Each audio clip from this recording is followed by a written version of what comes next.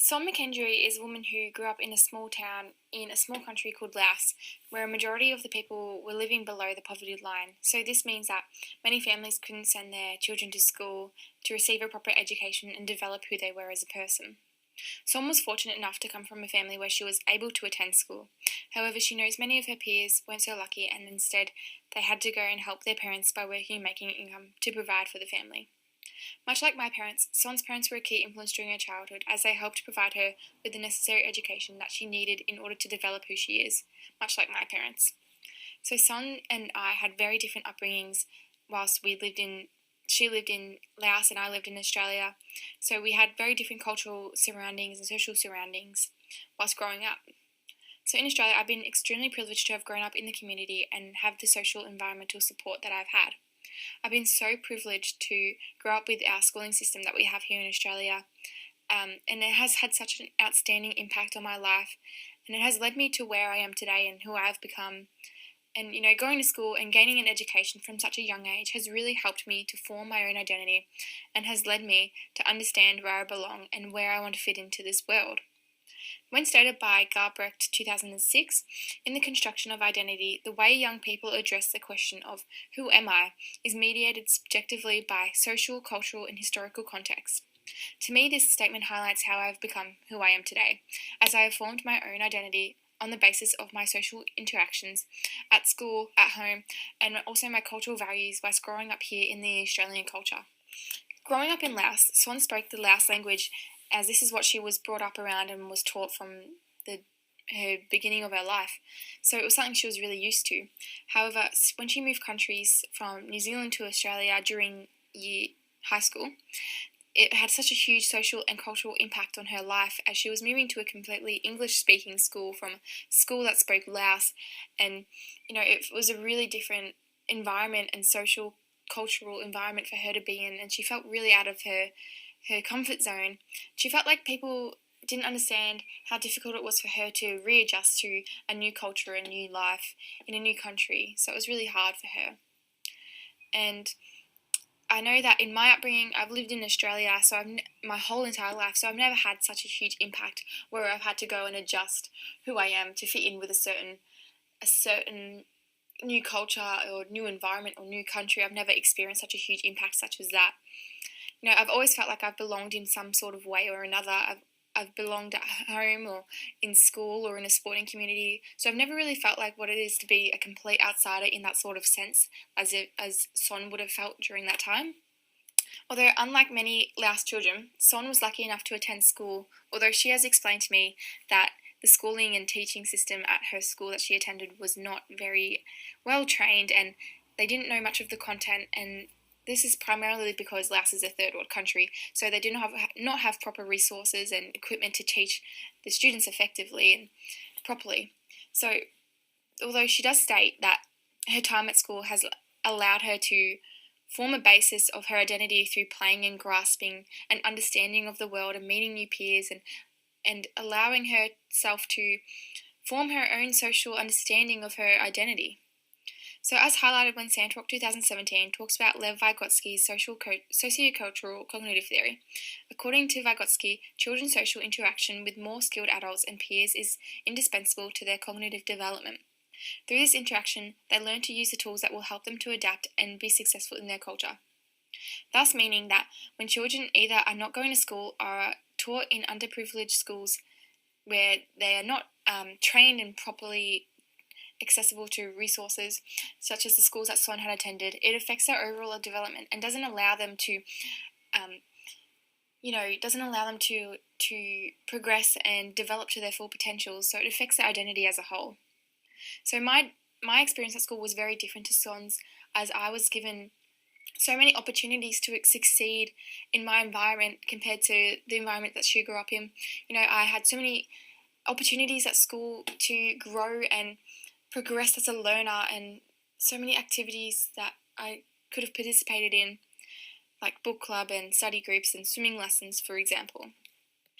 Now, we as humans, we also tend to learn a lot of behavioural aspects through the role models in our lives, which consists mostly of our parents, teachers, and perhaps an older sibling, as these are the people who we tend to spend the most time around and we tend to look up to these people the most.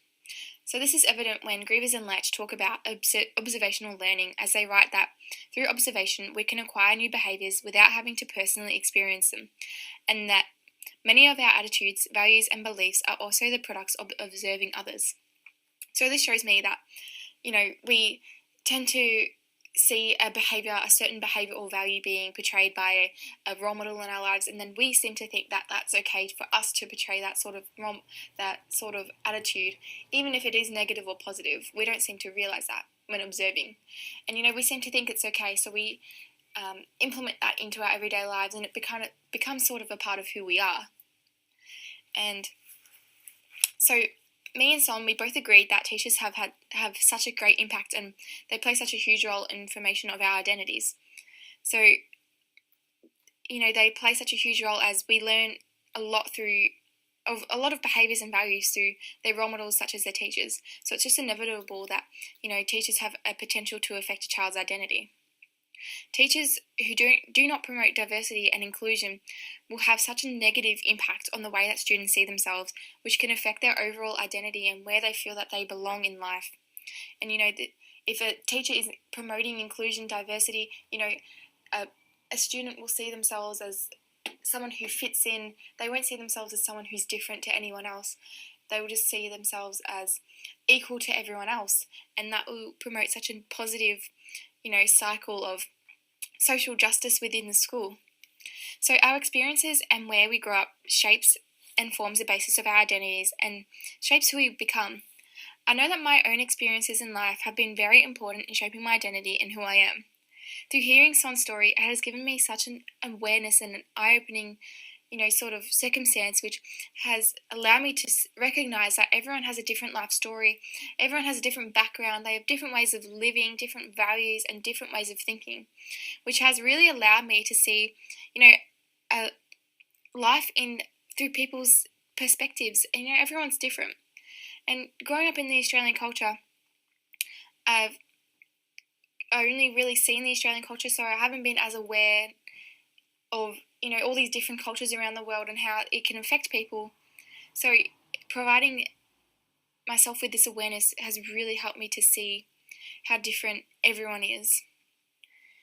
And having an understanding of this difference between everyone will allow me to be an effective teacher. And I know that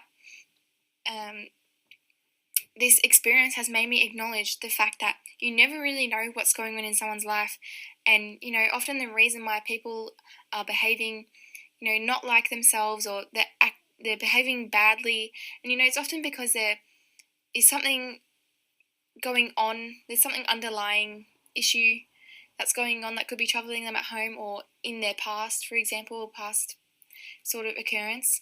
So allowing myself to acknowledge that everyone's different and to treat everyone equally regardless of age, gender, race, socioeconomic status, will allow me to have a more open-minded approach to teaching instead of being so narrow-minded. As students often see teachers as their role models, as I've mentioned, it is so important to me that I implement an accepting and caring approach to my teaching so that students will in turn be accepting of others and promote social justice and inclusion wherever they are, including people who are different to themselves, to what they are used to. Students are so scared of the unknown, but once you break down this barrier, everyone can be accepting of others. This is evidently seen when Chapol writes about the concept of self and how, in order for these students to develop a commitment to social justice, they need to experience diversity and be in relationships with people who have different life experiences. Not only does this break down stereotypes, but along with accurate information and reflection, it puts a human face on suffering, fostering care and compassion. These encounters dismantle the wall between us and them. This means to me, it's breaking down the barrier, it's creating a more inclusive environment through being friends and talking with people who have different backgrounds and different life stories to express other than our own that we're used to seeing every day in our environment and our culture. So I know that every child has a different life experience, whether it's at school or home or in their community and surroundings. So it all affects the way that we identify and how we belong as individuals. And this will really help with the understanding and awareness of this will really help me implement a the certain teaching approach that I will implement in order to support these people throughout these changes and throughout the differences. And I really hope that in my teaching approach I implement a style that includes everyone and celebrates everyone for their diversity and their differences. And I hope by doing so that my class will feel as though they belong and that they're supported, and this will hopefully achieve social justice.